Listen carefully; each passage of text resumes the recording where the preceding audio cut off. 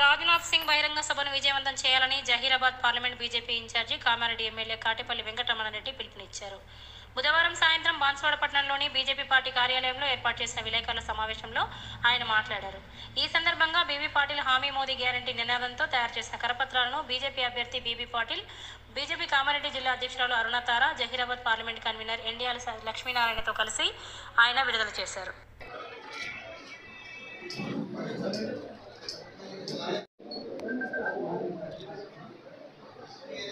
రాబోయే కాలంలో పనులకు సంబంధించి ప్రజలకు హామీ ఇవ్వడానికి స్వంత మేనిఫెస్టో ఒకటి చేశారు.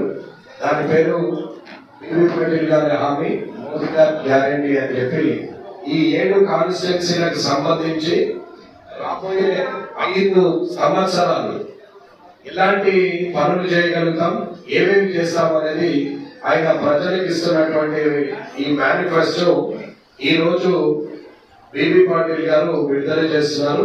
ఏదైతే ఈ ఎన్నికల ప్రచారంలో భాగంగా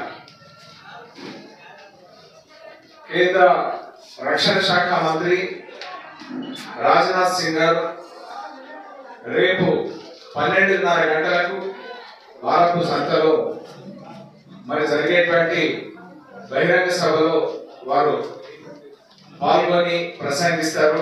మరి ఈ బహిరంగ సభను విజయవంతం చేయవలసిందిగా, తరలి రావాల్సిందిగా అప్పీల్ చేస్తారు.